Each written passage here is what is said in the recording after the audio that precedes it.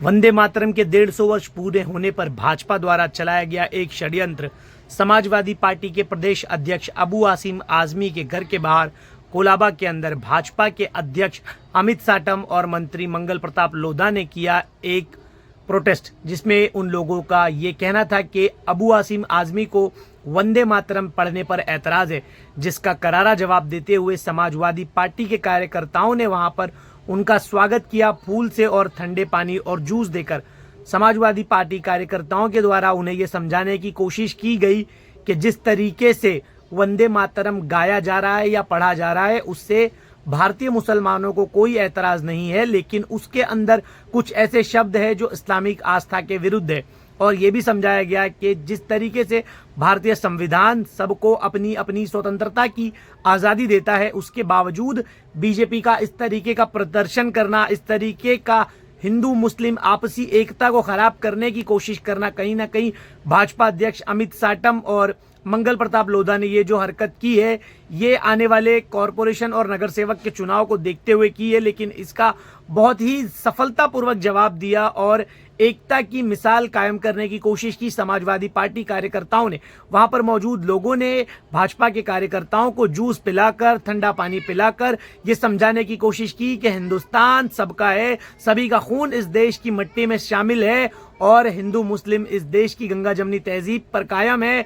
भाजपा के भड़काऊ भाषण के बाद जिस तरीके से भाजपा के नेता ये कह रहे थे कि हिंदुस्तान में रहना होगा तो वंदे मातरम कहना होगा, इसका मुंह तोड़ जवाब समाजवादी पार्टी के लोगों ने दिया। और अबू आसिम आजमी का ये कहना है कि उन्हें इस पूरे संदर्भ में वंदे मातरम गाने में कोई हर्ज नहीं, पढ़ने में कोई हर्ज नहीं, लेकिन इस्लाम इस बात की इजाजत नहीं देता क्योंकि वंदे मातरम में कुछ ऐसे शब्द है कि हम इस धरती की पूजा करते हैं, जबकि इस्लाम के अंदर पूजा जो है, किसी चीज की अर्चना करना वो वर्जित है, सिवाय अल्लाह के मुसलमान किसी और के आगे सर नहीं झुकाता।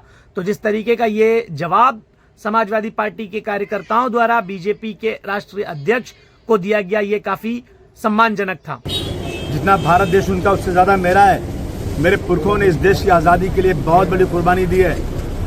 ये जो है कोई अपने हाथ में कानून नहीं ले सकता। इस तरह के अल्फाज बोलने वाले जरा अपनी हैसियत सोचें, क्या बोल रहे हैं लोग। देश को तोड़ रहे हैं लोग। क्या देश में क्या संविधान खत्म हो चुका है? देश का संविधान इजाजत देगा किसको क्या करना है, क्या नहीं करना है। आपकी मुख्यमंत्री से मुलाकात भी हुई थी इस मुद्दे के लिए? नहीं, मैं इस मुद्दे मैं किसी के पास क्यों जाऊँ इस मुद्दे के लिए? मुझे जरूरत क्या किसी के पास जाने की? मैं मुख्यमंत्री के पास, मेरे एरिया में डेवलपमेंट नहीं हो रहा है। मेरे पास एक यहाँ पर एक संस्था है, उस संस्था ने इंक्वायरी किया, सबसे कम फंड अगर कहीं मिला है मुंबई में तो मानखुश शिवाजी नगर को मिला है, क्योंकि माइनॉरिटी इलाका है। माइनॉरिटी इलाकों को जो है ना बिल्कुल अनदेखा किया जा रहा है।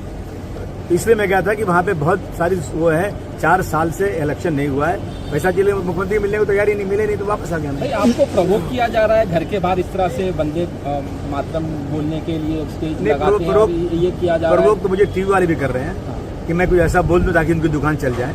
मैं सच बोलता हूँ, मैं झूठ नहीं बोलता हूँ। मैं जो बोल रहा हूँ सच्चाई बोल रहा हूँ कि भाई देखो ऐसा है। मैं किसी को मना नहीं करता हूँ, जिसको बोलना हो बोले ना, कौन मना कर रहा है। लेकिन सर क्या आपको लगता है इसमें राजनीति की जा रही है? हिंदू मुस्लिम की जा रही है, दूसरा कुछ नहीं है। राजनीति की जा रही है और कुछ नहीं, क्योंकि बात कोई मुद्दा नहीं। ये लोग डेवलपमेंट नहीं कर रहे, देश को बर्बाद करते हैं इन्होंने। देश को कर्ज से डुबा दिया। आज बच्चा पैदा होता है उसको कई लाख का कर्ज है देश के अंदर, खाने को नहीं मिल रहा। 85 करोड़ लोगों को राशन दिया जा रहा है 5 किलो, अगर वो नहीं दिया तो खा नहीं सकते। देश की स्थिति क्या है? ये लाकर हिंदू मुस्लिम करके ये लोग जो है देश को बांटना चाहते हैं। क्योंकि बीएमसी इलेक्शंस पास में आ रहे हैं, वो कहते हैं कि कोई और कम्युनिटी का तो नहीं बैठने देंगे हम मेयर की उस तरह पे आपको ध्यान देना चाहिए। मुंबईकर्स को अपील करते हैं। छोटी सोच है।